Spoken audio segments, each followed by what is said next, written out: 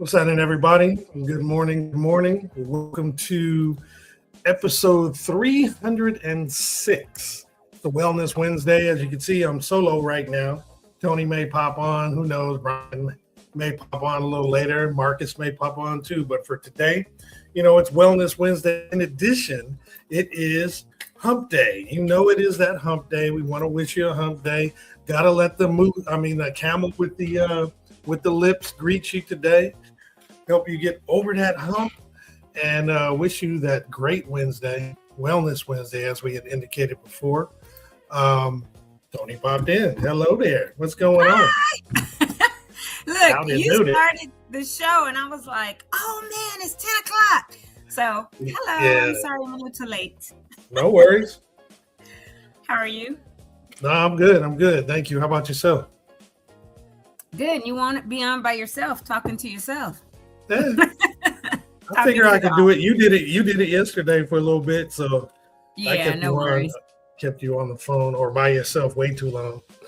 Yeah, no worries. So we're able to Wednesday, Hump Day. I already had the camel up there, but hey, you can never get enough of the camel. Okay. Yep. Got to get that twerking camel. That's crazy.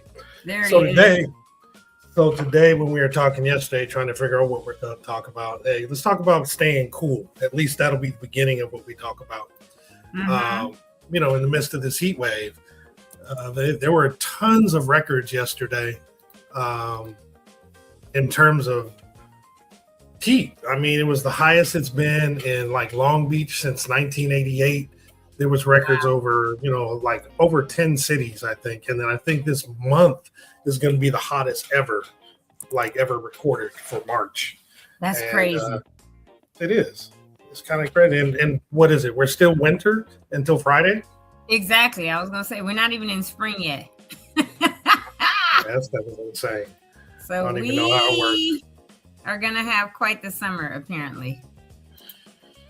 If this is any indication of it, then yes, we are going to have a crazy summer. And just hopefully we get, a surprising bit of rain in between these heat spells, just so we don't have anything spark up again. Not that there's a lot in the Altadena area particularly to burn, but there are other areas that, we definitely don't want to have fires if we can avoid But you know what? We may not have a crazy summer. We might be getting all this now because we also had a real El Nino winter, but with climate change, everything seems bipolar, and we just don't know when we'll get what we're going to get. So we have this week of heat wave, then we may taper down a little, but we just don't know. Yeah, it's just true. Don't know.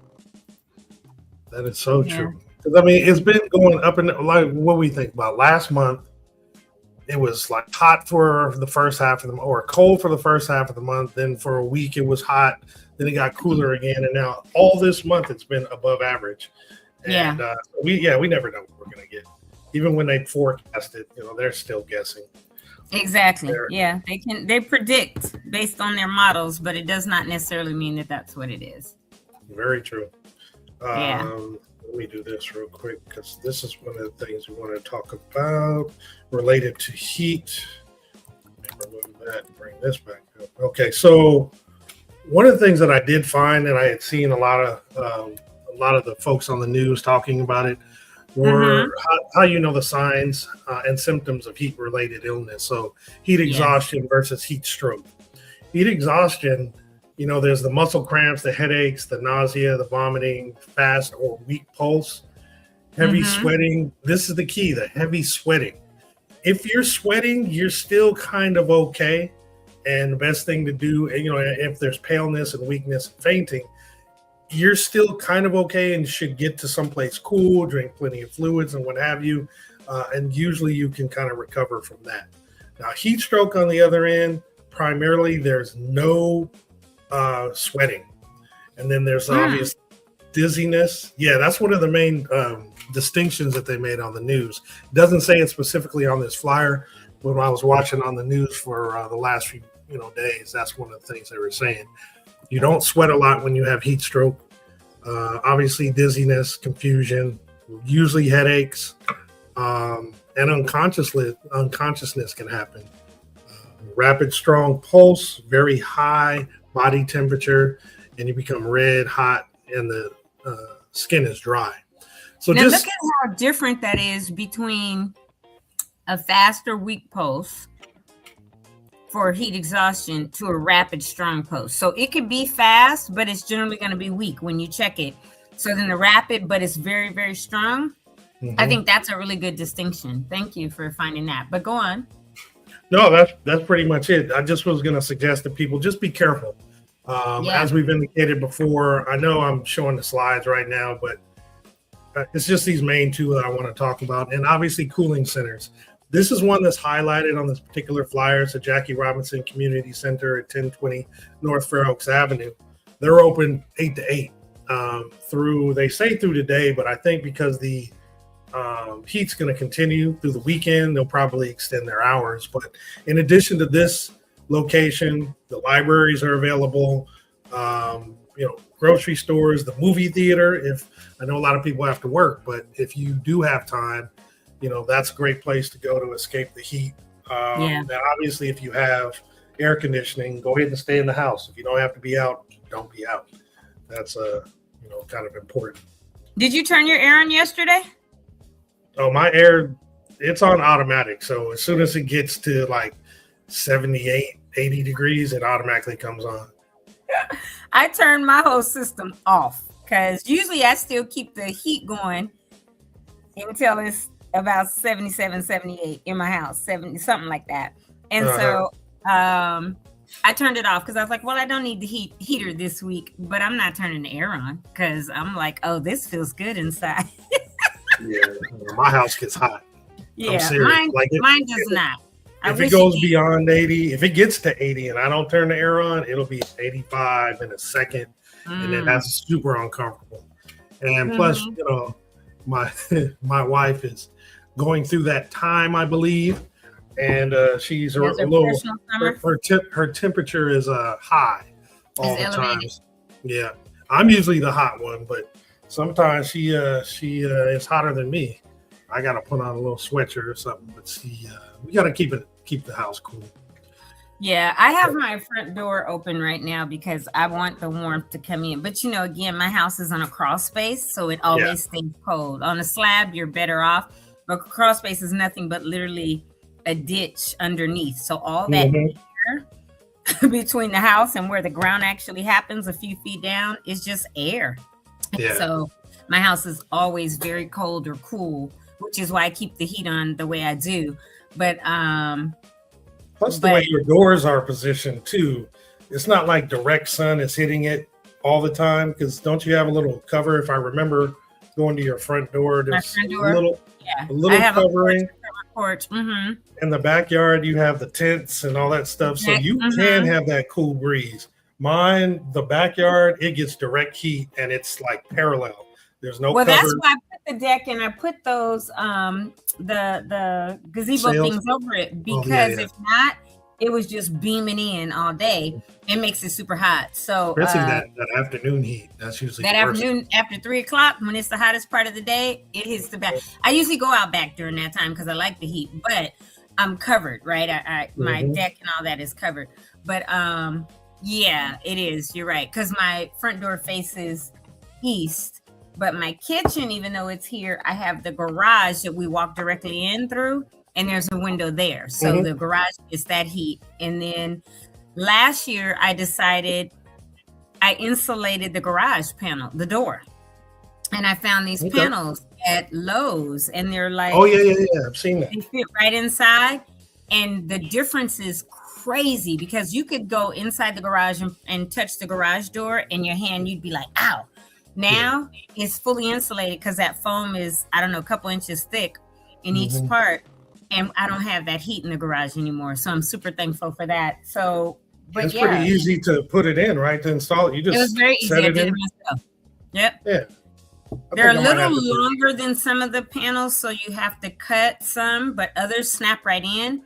And then what I did, I used, Gorilla has like a duct tape. So I used white because they're white. And I just made sure that they were in good with that duct tape, and this lasted. And did I do it last year or year before? Either way, it made a major difference in how my garage and the house feels, because the garage is insulated more. That garage door is insulated. So, yeah. Well, that's a good point. I'm gonna have to look into that, because my garage is definitely a hot ball. Oh, heck yeah. As soon as you walk out there, it's like, whoa. It's like those are super easy to do. I have 3 or 4 left, but if you need help or anything like that, if you decide you want to do it, I even bought a little knife that you can cut foam with. So I have that, because you have to cut some of them, but it was not hard at all. I did it myself. Nice. Although I build everything, so I'm gonna do anything myself. Yes, you do. Yeah. But that's super important, Jamal. Thank you for bringing that up today for Wellness Wednesday, because, again, everybody be safe out there. This is going to be what did Marcus say? I truly feel we no longer have actual seasons due to climate change. Well, California, we never really had seasons anyway. You got to move somewhere else towards the east to have actual seasons that fall within those quote unquote seasons. Because you guys know we'll have Indian summer till November here, always have. So we've never truly had just like, these seasons. But the fact is, yes, we don't with climate change, Marcus, is shenanigans for days. And it is what it is. But I'm glad that you brought that up, Jamal, about the difference between heat stroke and heat exhaustion. So people can know. Thanks. And one thing that I do when I do leave the house, I have like a little igloo cooler that's on wheels, a mini cooler. But I drink this water that I get at Costco, the pH Perfect Hydration. So these bottles are 20 fluid ounces, right? I can fit 8 of these right next to each other in that little mini cooler. Mm-hmm. And then I get the ice from my freezer and I pour it on top of it, so that when I'm out and about on hot days, especially in the summer, if I see an unhoused person or somebody sitting at a bus bench or something like that, I will stop and offer them a bottle of cold water. And I keep in all 4 of my doors, I keep one of these bottles all the time anyway, because when I'm out, I drink my water. And if somebody rides with me somewhere, I'll be like, there's water in that door for you if you want it. Just because, right? It gets hot. But I keep that in the back of my car every day during the summer. And if I'm running out, I'll go get a couple cases at Costco just to have. But I think it's so mindful that we are considerate of our fellow man. And so even if it's those coolers you can get it anywhere, a market, Dollar Tree, styrofoam ones, consider doing that and carrying even small bottles of water, right? But I happen to, because this is what I drink and buy, I put 8 of these in that little cooler, and on any given day, when I'm out and about, especially in the summer when it's hot, there will be ice in that cooler with 8 of those bottles, so that if I see someone, I can stop and offer them. And I don't care, they might look crazy or, whatever. They might be talking to themselves, because unhoused people don't have people generally they talk to themselves. But I will still stop and ask them, are they thirsty? Would they like a bottle of water? And I give it to them. And so many they're appreciative. Yeah, so many have been looked at me like, wait a minute, you stopping to talk to me and give me something, And you I'm like, help? It's hot out here. Like, I don't want you to have just what we talked about, heat exhaustion, heat stroke, or whatever. And if you can get under a tree somewhere and sit, even though it's still hot, but you have some hydration, that definitely may help. So I always carry the water with me and give it as I see people. That's the least I could do for, someone out there. And with that in mind, when it comes to hydration, just regularly drink water and things with electrolytes, just regularly, so that when we come to these kind of days, like if you start now, if you hadn't been drinking water, if you start like this moment, you're not going to be hydrated for later on, today. It takes usually 2 to 3 days before you can get fully hydrated. So if you stay, what they say, stay ready, you don't have to get ready. So stay hydrated, you don't have to get hydrated. And for those golfers out there, this is something that just came to mind, because when we would go on our annual trips to Palm Springs, there had been a couple times we were playing in 120 degree weather. And I know my boy Podge, I really think he had probably heat exhaustion, borderline heat stroke, because wow, it was crazy hot. But not just him, but everybody was kind of like this is ridiculous out here. You know yeah, what I mean? So if you're playing yeah. golf, please make sure to wear a hat, stay, park in shade when you can, when you're not hitting, stay under the cart and drink plenty of fluids or any outdoor activity if you have to be out. You know what I just thought about too? Because my son came over yesterday, asked me to ride with him to Glendale. Didn't know that when he pulled up, he was in his brand new Tacoma. I was like, I'm so proud of my baby. Brand new, like way fully loaded, like everything, leather. I mean, it is gorgeous. And so he wanted me to go with him to pick up his old one, right? And so it's here. He has a friend that just moved back that doesn't have a car that he's going to lease it to, whatever. They're going to work out something. But it's parked in the driveway. And I need to go look because I think I have extra. And if not, I'm going to run to Walmart or something. But there's no sunshades. He's had them before because I bought them before. But think about, I always have sunshades. I don't care which car. I got 2 cars and I have them in both of them. And the young lady I'm letting use my other car right now because she moved out here with 2 kids without a car. I always tell her, make sure you put them sunshades up. Not only because it protects your dash from rippling and all that, but when it's hot and you get in that car, those seats will burn your tush and that steering wheel will burn your hands if you're not careful.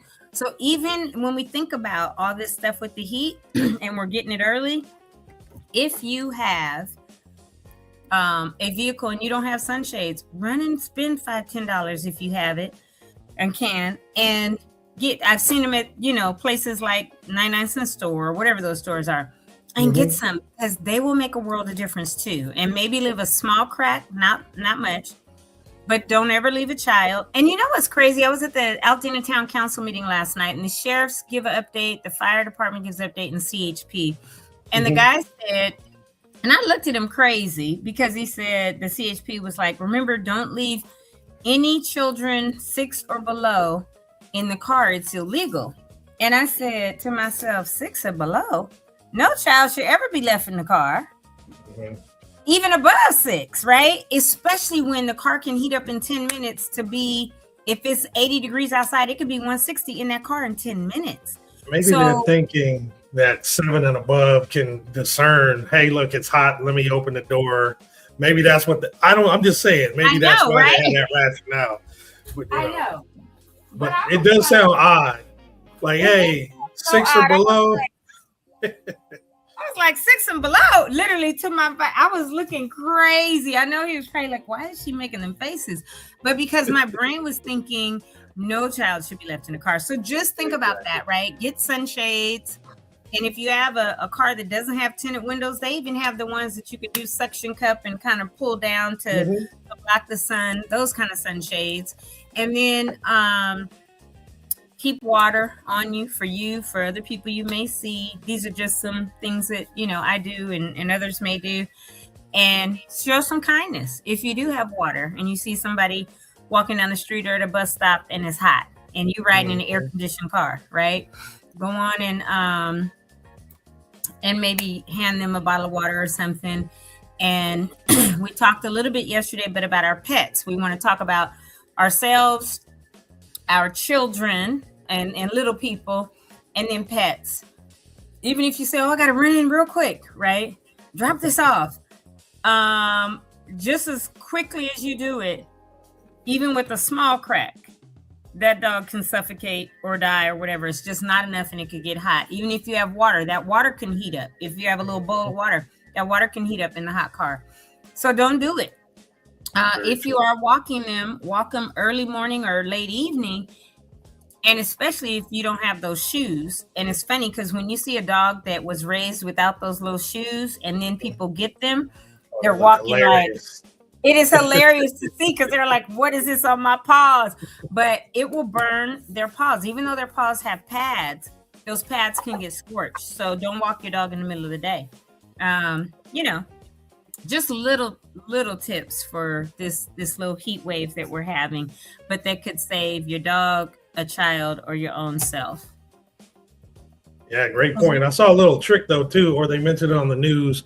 One of the things, if you're at home and you have a fan, you could put like a bowl of ice and put it in front of it, and it'll kind of blow cooler water.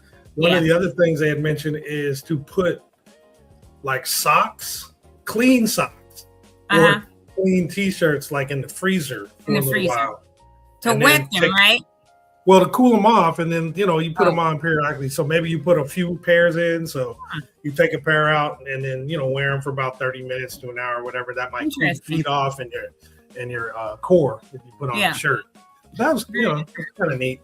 Yeah, just little things. But again, it comes down to just, you know, common sense. Just don't do silly stuff. You know, you're going to be out there, just take care.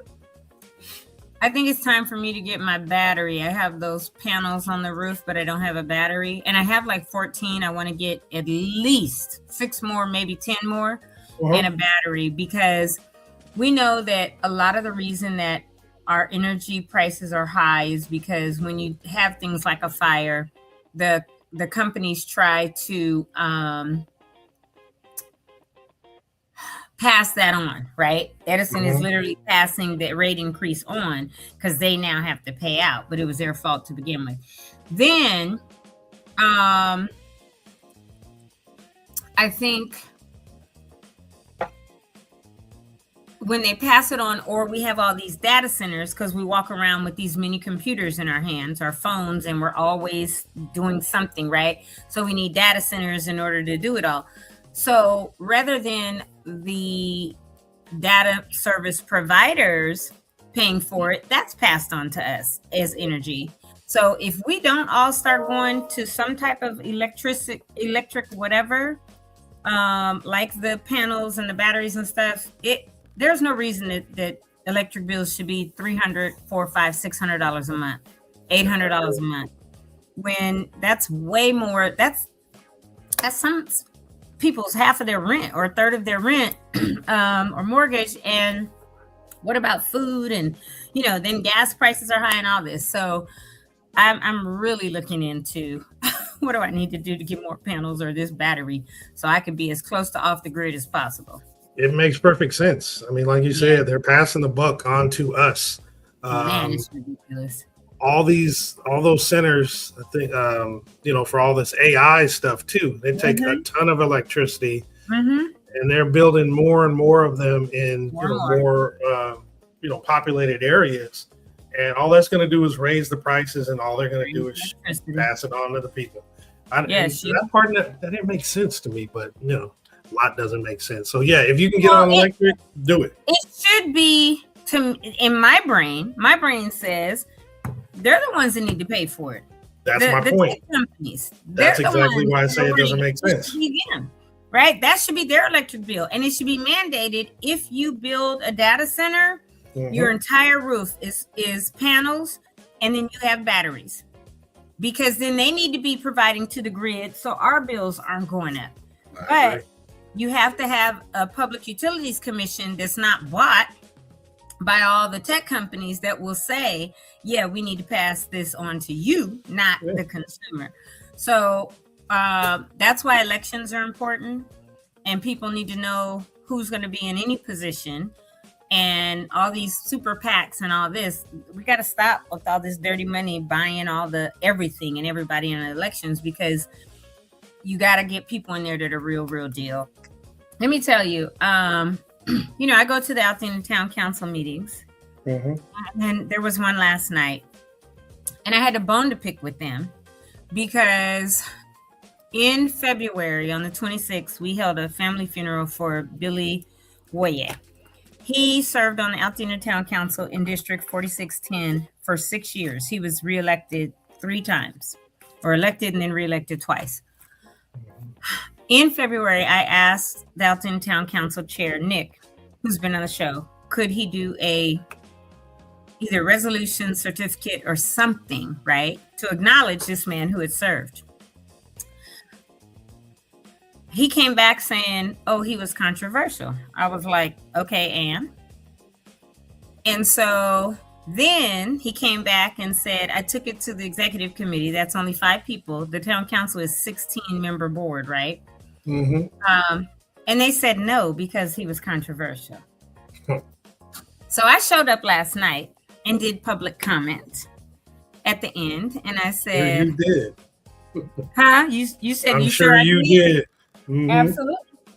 And I said to them, I'm here to talk about, and I told them, and you should have seen the faces of several people that didn't know, because we talked about this with Anton last week, and then I sent him all the information, right? So a lot of the other folks on the board that had no clue that I had even asked, or that this man who served had passed and was denied, they came up to me afterwards like, you got to be kidding. We didn't know. I said, of course. And so what I said was, it's shameful of this body, this elected body, to vote against honoring someone else who served on this elected body. I said, and I don't care if he was controversial or anybody who sits on this board, if you did not like him, he wasn't here to be liked. He was here to be of service to his constituents who voted him in 3 times. I said, just like I'm here, I don't care if y'all like me or not. That's not what I'm here for. I'm going to always speak and speak truth, especially to power or whatever, right? But I said, all 16 of you have more days behind you than you do ahead of you. And I'm quite sure that when you take your last breath, you're going to want to be acknowledged and honored for the service that you've given, here. Mm-hmm. So I got a wonderful text this morning from Nick, who is the chair, Nick Arsden, right? Mm-hmm. He is the chair of the Altadena Town Council. And let me read it because I really want to honor what Nick said. But he texted me and said, hold on. Thank you for coming last night and for holding us accountable. I can't correct it from the past, but I do want to try and move toward doing better. I'm going to do a certificate for the family, and I will base it on the language you gave me. That is the procedure I will work to put in place moving forward, as there currently is not a set procedure. We aren't always made aware of council members who pass, and in my time, we have not done a certificate for any family, but it's an important gesture, and we should be doing that. Additionally, I should have made note in my chair report. He didn't, because he did know about him passing and didn't make note in the chair report. He said, we have never done a scroll or proclamation, so to speak, just a simple 1 or 2 line certificate. I'm not opposed to doing them, but we just don't have any process in place, having never done them before, at least in my time. This is my long way of saying I'm sorry I wasn't able to push through the process, and I think the common courtesy should always be a certificate and a recognition at our meeting when we are made aware. He said it's a busy day ahead, but he just wanted to reach out to me because this was top of mind this morning. So you always have to speak up, because if you don't, I could have just been like, oh, well, he didn't, they didn't, or whatever. But I told them, I said, I think it's shameful that of the 16 of you, not all 16 even knew about it, but 5 who did voted no because he was controversial. Controversial, yeah. Right. And I would hope to be controversial. I'm a disruptor. I'm very controversial, and I know it, and I have no problem with it, right? And you can't just roll with the punches. I mean, just to be quiet. I mean, you want to disrupt to make positive change, right? You got to do exactly. that. And there was a lady that came up to me afterwards, and she said, let me tell you something. She said, he was my councilman. I did vote him in 3 times, she said, and he helped tremendously. So if you don't know where 4610 is, it's the Lincoln, Woodbury, all of that over there, Windsor, by JPL, all that area where Casitas and all that is. Stonehurst, all those streets. Also, so it's right there. The majority of people that live over there are African-American, and it's mixed with Latino, some white, some Asian, but the bulk of it is African-American. So there are 2 people, Anton and Iris Molden, who serve over there now, who are both African-American. Iris came up to me. She said, when Anton and I were talking today, he told me about it. And she was shocked because she didn't know about it. Yvette talked to me and Darlene Green afterwards. These are the other 2 African-American women on the council. And they were like, we didn't have a clue. And that should not be. And so Yvette was ready to get on them. Violet was ready to get on them this morning. We had a phone call and I told her what Nick said and she was like, okay, good. So he is going to do that. What she is going to suggest is for the April meeting that they get in touch with my cousin. They'll probably do it through me and invite her to come and they actually present her with this, because what I was asking for was a certificate that we could read at his service, right? Mm-hmm. So now the service happened. I said, yeah, that would be a really good gesture. And then that would be the process going forward. When we hear on ATC of a council member's passing, a previous council member, reach out to that family, do a certificate, have them come to the meeting, have a moment of silence, acknowledge them in their service, give the certificate. That's it. 5 minutes, you're good, right? But at least you've done something because they served. And each term is 2 years for the ATC, and he was elected 3 times, so served 6 years. So it's just a lesson in, as part of our wellness, speaking truth to power. Don't be afraid. Say exactly what needs to be said. Thank you for pulling that up, because it's important, and everybody's life is valuable and important, and especially their service to their community. So I'm thankful that I've been able to speak up and that they're going to make a change, and they're going to now put a process and a procedure in place moving forward for any and all of them. So don't be afraid to speak up. Absolutely. Especially when things are obviously wrong. You know, it's not just your opinion, and it's not, you know, it's for everybody. Like you had indicated, hey, when they pass, they're probably going to want to have some sort of recognition. It's not like they didn't do it for, you know, the positive reasons, and everybody likes to get recognized. You know, right. It's not like you need to have all kind of fanfare, but hey, look, they serve my community, something positive. That'd be great. So yeah, hopefully they have a new process that's in place and something that they do on a regular basis now. That's really cool. I'm glad you did speak up. Not that you wouldn't have, but I'm glad you did. For sure. Right. Because we know you gonna say what needs to be said. Right. But that's I've always kind of been for the underdog, or someone that maybe looked at as an underdog. Doesn't mean that they are. But if somebody who has a big mouth like me and is not afraid of much, I'm afraid of God for sure, but is not afraid to speak up, then that's what I'm going to do. I'm going to speak up and I'm going to say something. So, because what can anybody really do? Nothing, right?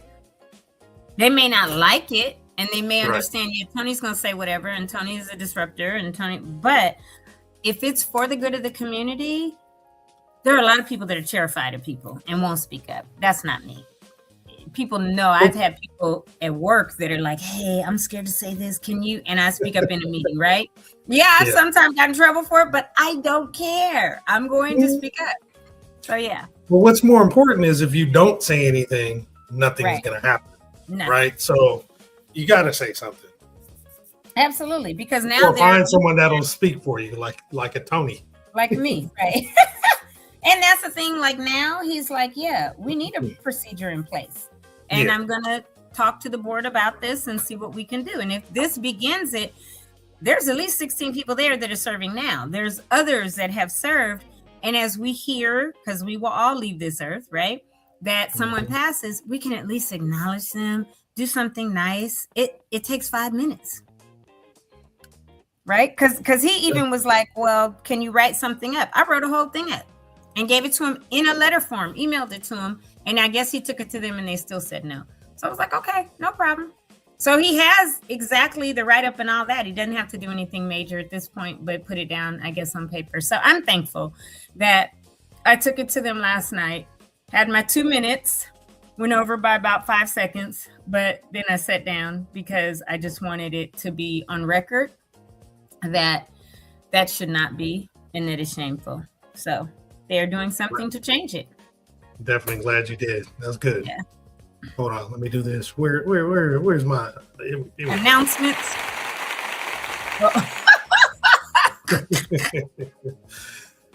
I gotta get better sound effects because some of these things are kind of whack. Or whack. Yeah, I'll do the announcements real quick. And so that's out. That's out. Okay, cool. Yeah, let me do those. I'm only going to do the local stuff. And let me expand this up here. Let me prep. Remove this banner. I always talk as I go through all this. And here we go.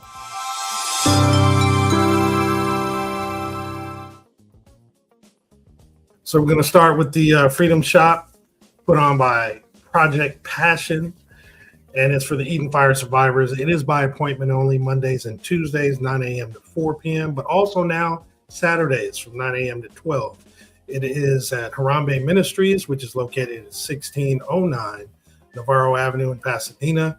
To book your appointment, you can go to calendly.com/Project Passion Inc., all uppercase, all one word, or you can go and scan the QR code and set up your appointment. Let me expand this. Okay, cool. So the Eden Health Village still has their free medical and mental health clinics. They're Mondays and Wednesdays from 12 p.m. to 5 p.m. at 1280 East Washington Boulevard in Pasadena. You can walk in to get the services or schedule an appointment, or it's encouraged that you actually call and set up an appointment. Or if you have questions, you can call 951-595-7032. And then today is a special We Out Here market event from Juicy Little. Wow. Look at that flyer. We out here. Right. Today is a community appreciation celebration, still same time from 12 p.m. to 3 p.m. at Fair Oaks Burger, the world famous Fair Oaks Burgers at 2560 North Fair Oaks Avenue. There will be some free burgers from Fair Oaks Burger being provided, and their seasoning section has been restocked.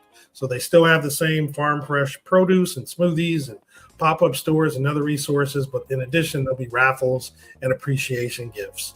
So please go out there, get appreciated, and thank Juicy Little for providing these resources for everybody for the past year. Good job, yeah. Crystal Lopez.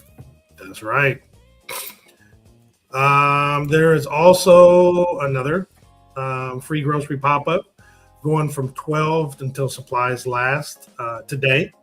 And it will be at Sacred Heart Church parking lot now at 2889 North Lincoln Avenue in Altadena. They will have 100 free hot meals provided by El Patron.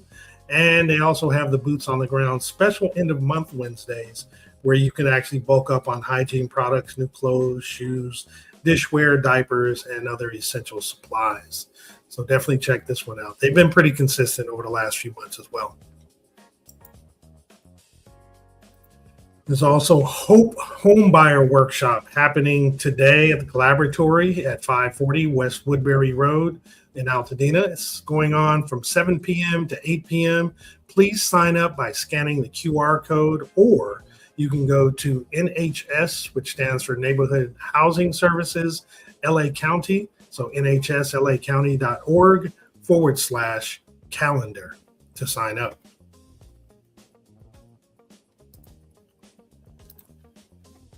And then on tomorrow from 6 p.m. to 8 p.m. will be the bi-weekly Women's Healing Circle for healing the mother wound, 3 generations carried forward through connectivity or captivity. It is happening at the Paseo Outdoor Mall, which is at 300 East Colorado Boulevard, Suite 151 in Pasadena. To RSVP, please go to tinyurl.com/D's and Dina, H's and Heels, Women's Circle. Right. And then there's a info session for tax relief for the disaster victims happening tomorrow from 12 noon to 1:30 p.m. at the Altadena Community Center. This is at 730 East Altadena Drive in Altadena. To register, please go to altadena.youcanbook.me, or you can scan the QR code. There's several different topics that are going to be discussed, and it's similar to an event that happened a couple of weeks ago.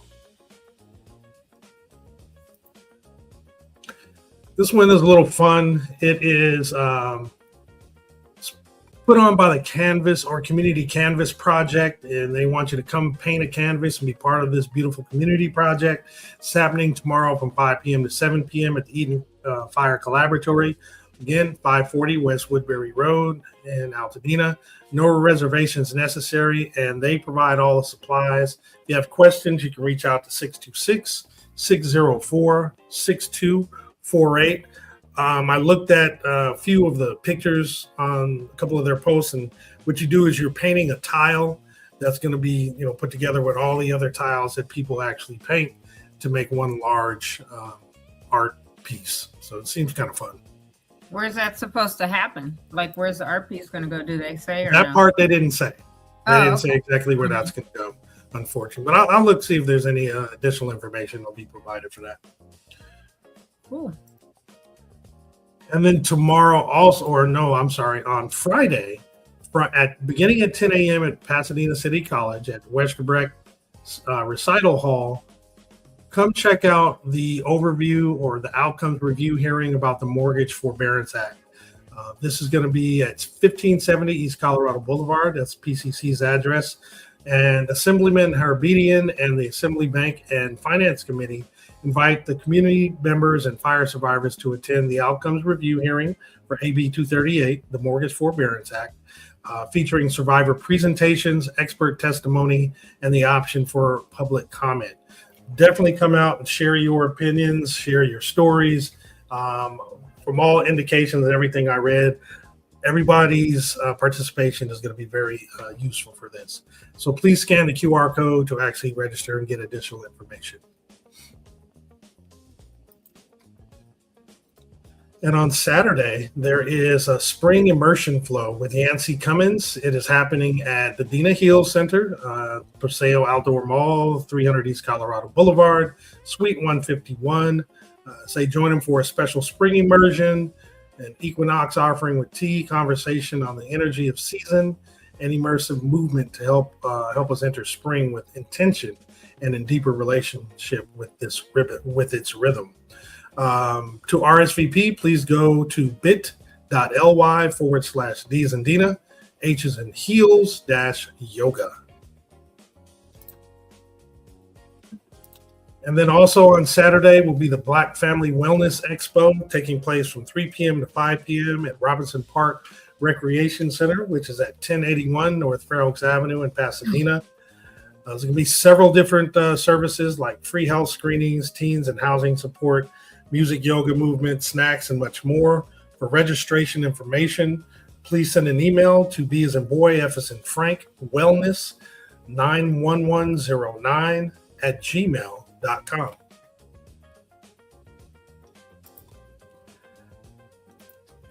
And then Hope Crisis Response Network, Legacy Land Project, and Victory Bible Church is going to have a community pancake breakfast taking place next Saturday, March 28th from 10 a.m. to 12 p.m. It's going to be at Victory Bible Church, which is at 1497 North Hill Avenue in Pasadena. And it's a free breakfast for Eden Fire survivors. There'll be information about rebuilding with a nonprofit builder and registration for free by scanning the QR code at the bottom of the page. So definitely check this out. This will be a very nice event to get not just a free breakfast, but get some really useful and pertinent information. And then the Jazzy Jam for Empowerment 2026 Glam. It's their 5th annual, will be taking place on March 28th and 29th at the Paseo from 10 to 4. This is the prom dress and suit giveaway where all seniors are welcome, including all the surrounding areas. There's going to be vintage and new suits provided, as well as the dress corner and everything you need for your special night. For additional information, please send an email to info@jazzyjamforempowerment.org. And then lastly, the Black Excellence in Art exhibit is still being held and shown at the Collaboratory, which is at 540 West Woodbury Road in Altadena. This is going on until the 28th of March, in which case that'll be the last day, and the closing exhibit will happen, or closing ceremony. That'll be from 6 to 8 p.m., and there will be words from each of the artists. But until then, please check out the exhibition to support the local artists. With that, I'm going to bring Tony back. I'm always used to saying Brian first, but he ain't here. Well, that was a nice 45-minute show. Yeah, it's nice to have a quick show. Hopefully everybody got a little bit of info about staying healthy and safe in the heat. Practical info. Thank you for sharing the information you shared with the town council as well. I'm glad that information is going to be shared, and the certificate's going to be provided. That's going to be very nice. Not just for that one person, but everybody, moving forward, which is good. Everybody should be ready. Yeah. Mm-hmm. Can't go retro to everybody in the past or whatever, I'm thankful that they're going to do it, because everybody, like I said, who has served deserves that honor and recognition for what they've done over the 139 years that we've been a town up there. So yeah, precisely. Yeah. See if there's, before we go, let me see if there's anyone else that joined. Any other comments? Okay, no, I didn't see anything. But let's see here. Marcus says, thanks for caring and sharing, Jamal and Tony. One love, of course. I do want to recognize that Altadena Village did join. Thank you for joining. Cherie Moore, 35, joined, and she was saying it was awesome with what you had done with the town council earlier. Oh, yeah. Karen Whitaker joined. What's happening, Karen? I haven't seen her, talked to her in years, but I'm glad you joined. Reggie Mason Jr. joined. The Classic Ash joined. Who else we have here? One thing I want to say too, the town council last night, the meeting, the guy from Edison was there, just more Edison, right? Mm-hmm. But he wasn't really talking about the comp fund. He did talk about it a very little, but he was more there because he's an engineering guy. And several people spoke, and the town council members, I would say out of the 16, there might have been 10 questions for this guy. So the bulk of them asked questions, maybe even more. But because, they're putting up those big old boxes, those big, ugly, and supposed to be doing the undergrounding. And so I would tell anybody that wants to hear more about what they said about that to go to the Altadena Town Council website. And I don't know if it's on there yet, but it will be, because I know there's usually a live link that you can watch the show and when it's going. And so let's see, March 17th was the meeting. Yeah, so if you click on Altadena Town Council and then go, it's there. The meeting is there because it was from YouTube, so it's already up. And you can look and see what he was talking about as far as these boxes. He had a presentation that was up. And one thing that Melissa Morona said, and she's the vice chair, thank you, yep, that's just where I went, was there's something called vaults where basically everything is buried underground. And with the vault, she asked, how come you guys aren't doing the vaults instead of putting these big boxes up, right? Because the boxes are huge. And the guy said something about, you guys can definitely, I'm going to try to scroll to where he was talking just to tell you guys also the minutes. That's the lady in the fire department. So I think she was after him, or he was after her. I remember he was at 8:15, 8:20 and spoke for almost half an hour. So, and then there was public comment about the boxes. There was a lot of comment on, oh wait, is this him? So this is something too that was important. there's been a little bit of controversy about people parking RVs on the street. And there was one big one where they kept being cited, but if they were to try to get it onto their lot, how you can have an RV on your lot until you rebuild, they would have had to tear down a wall or whatever because it just didn't fit and do all kinds of stuff. So they kept getting tickets. And so what the county has tried to do with Catherine Berger's office, she heard the complaints and she's working with Public Works to try to get a system in place for permitting for those RVs. So what it looks like is the guy from Public Works was there at about an hour in, and he spoke about they will be issuing permits, but they want public comment. But what their process or their plan is each individual who is requesting a permit to park on the street in front of their lot will be a different, excuse me, I was trying to hold it in and couldn't. It'll be evaluated individually, right? So when you look at it as being evaluated individually, they're going to look, and if your RV is wider than the front of your lot, you're likely not going to get a permit because they don't want it to encroach on your neighbor's lot or anything. If you live on a flag lot, you won't probably get a permit.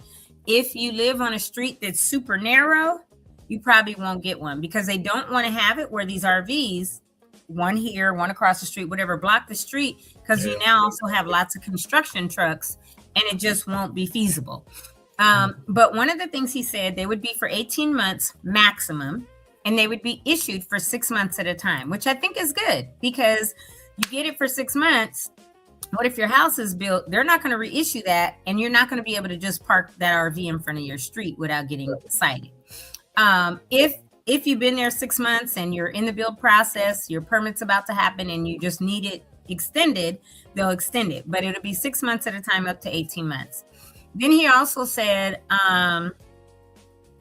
you would get the sheriff's department would get the license plate number of the RV so that they could tell their parking enforcement, this one's, there legally and they have a permit. But they also would put some type of a placard on a window, something that you could put up that also shows. So that's good. But I was kind of surprised that so many council members were opposed to it, and then a few audience members, because I wanted to say to each of them, did you lose your house? And did your ALE run out? And is this your only option to live is in an RV in front of your house because your lot's not big enough to put it on the lot? And even if your lot is big enough, once they come in to grade the lot to put the foundation down and start building it, you probably got to put it on the street in front of your house. Mm-hmm. So that's what I wanted to say. But, you can't in the middle of a meeting just be going back and forth with people. But I just thought, you got to have some compassion. He did say you would have to prove if you have this RV that you have a company that will come and take out the waste, and you have to have a source of water, and you have to have source of water, a company to come remove the waste, and you could have a generator, but generators are only allowed to operate during construction hours. Wow. Right. And I was like, well, then what do people do at night if they have to live there? Right. Mm-hmm. So, but I think construction hours are 7 a.m. to 7 p.m. So between that, they said, yeah, that's part of the permitting process. They're also going to have to prove that they're able to sustain at night.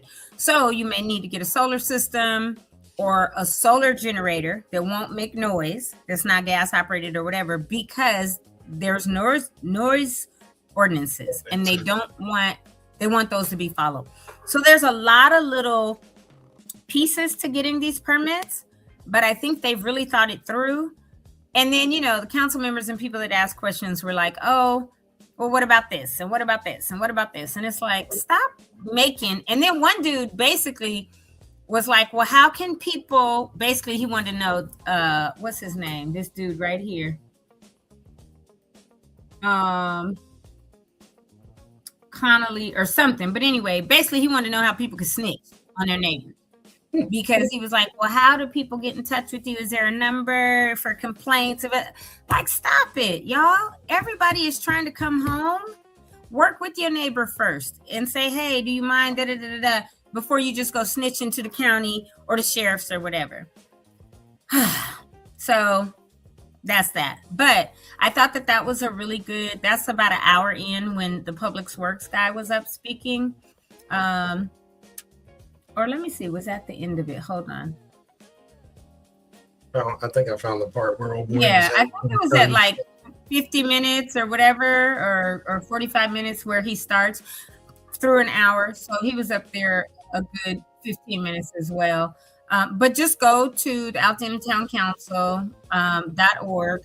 And then once you're there, you can scroll through and you can see the whole. We were there till like 9:30 last night because it was a longer meeting than normal. Usually we're there till 8:30, maybe 9. But we were there till 9:30.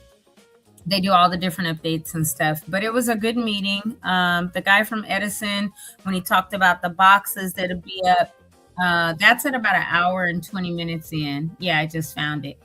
And he was saying, oh, maybe not the volts, or we probably can't do the volts, but it's these boxes. I mean, and they're huge. They're like 3 feet by, I don't know, 3 by 3 by 3. It's a cube. And he was describing how wherever the undergrounding is, some people are changing their layout, right? Like if your driveway was on the right, they're going to flip it, make their driveway on the left. So they're going to think about putting the box there, but it's still on your private property. And I think that one of the council members, Morgan Whirlich, said something really good. He said, how is it, basically y'all burned our town down. You increasing rates. And then now you want to put these big, huge transformer boxes on people's private property, and you're not paying them to have it there. Like you have a right to that, to the right of way of that, right? And you're destroying trees. And like he did really good on picking Edison's little shenanigan story apart, because you're gonna have your power box on my property. I didn't lease that to you. So now you're taking some of the frontage of my property away, and somebody has given you authority to do it, and I didn't. So I think that's good, because if it's your private property, I think people should be able to fight it and not say, oh, you just get to put this here. And then he said, you can on 3 sides, but not on the front. If you want to decorate or put like a nice fence or wall, something around it to kind of camouflage it. Mm-hmm. But not on the front because they need access. And I'm like, you gonna put something and take several feet of my private property away, and you're supposed to be cool with it, right? And then tell me, oh, you can do a little bit, but not here, not there. So I thought that a lot of the feedback or the questions from town council members to him was really good. And I think that Altadenians need to continue to fight against Edison, because some stuff has already been stopped. And, this supposedly is better for Altadena. But then one guy said they came and took down a power pole, and where his line used to go on the side, past his big oak, his white oak, they came and they put one that went right through the middle of it, like through the branches. And the guy was like, what are you doing? If this is supposed to be about fire hazards and this and that, why would you put it directly through the oak, right? And the guy was like, oh no, see how it's wrapped? This is fireproof. Yeah, for now. But if that's the case, why are you doing all the undergrounding, Edison? Wrap all of them in fireproofing. The literally how they're wrapped. Go through, and it's much less expensive to go wrap all the lines in this fireproof, fire retardant material, then digging trenches, killing tree roots, especially the oaks. Because if I want to take an oak down on my lot, it's between $15,000 and $25,000 for the permit. Then I still gotta hire somebody to do it, and an arborist, you gotta jump through hoops just to do it. Mm-hmm. Exactly. Mm-hmm. And you can't in California unless an arborist says it's dead. And so why do they get a pass?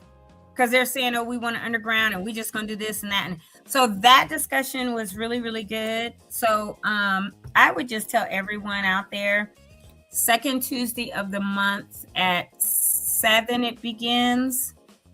6:35, 7. People were walking in at 6:30. 7 They o'clock did though. the Starts. and stuff, and so I don't go in for that because I'm like, whatever, the flag salute. But anyway, I would say go there. It was a packed room last night. There were maybe 5 empty seats, but go definitely. Make your voices heard. There's public comments always at the end for 2 minutes per person. And you don't have to make a public comment on what they've spoken about at the meeting. If it's something else you want to make a public comment, you fill out the card, you make your public comment, because you can make change. You can definitely push forward the change and go from there. So that's what I would suggest, is that you go out. And if not, you can watch it live every meeting on, via the YouTube, because they have that Pasadena media channel that comes and films it. So great points. Yep. Anyway, sorry to interject that. I know we were almost done before an hour, but now we're at an hour, so we'll actually be done. But I just wanted to talk a little bit about what was going on at the town council meeting. No worries. No, that's good information. I was remember we're just recognizing folks. So Melanin Infused Glow, thank you for joining. Fully Forward Podcast, thank you for joining. Who else? Better join. This person. What is this? Espiricu Takandi? Not sure. I'm not sure. Something Kendi. I apologize. We butchered the name, but thank you for joining. I think that's it for us today. Tomorrow. We'll remind everybody who's going to be on tomorrow. The special guest tomorrow. Oh, yeah, I have to send. You know what? I'm glad you said that, because I need to literally send an email with the link, because it's supposed to be my mother, maybe my father. So I'm glad you said that, because I'm going to go on and email her right now and send her a link to join us tomorrow. I asked her to come on so that she can just talk about this whole past 14 months, the process, how they got to the place from we're not going to rebuild, we're too old. My daddy was saying, I may not even be alive, when I was like, bruh, you going to rebuild. I'll probably ask her how much I got on her nerves over the last 14 months about the rebuild and got to the point where they now are going to rebuild and go back home. But, what the process has been like from the perspective of a couple in their 80s, but a couple that's been there for 58 years too, right? I think that'll be important to hear from them. Yeah. So that's why I asked her to come on. I was like, hey, girl, hey. You gonna come on? So she said yes. So I'm excited about that. So that'll be tomorrow. Really cool. Right, copy. A couple more people joined. Hi, Daisy's Daily Bakery. And then let's see. Oh yeah, my little nephew joined as well. Man, you better be in class, man. Syra? No, Kyrie, the last one I just added. Yeah, Kyrie. But the one right before that, Syra. Yeah, that might be my little niece too. Oh, okay. See? Yeah. We're watching supporting. That's good. Yeah, that's well. Everyone, again, be well today. Stay cool today. Stay hydrated. Do what you can to make sure you are not affected by heat stroke or even heat exhaustion. Be mindful of yourself and others around you, and have a great, happy Hump Day Wednesday. That's right. Everybody take care. Peace. Uh-oh, I got to put the outro. Hold on. Where's the outro? Where's the outro? Oh, there it is. Toodles.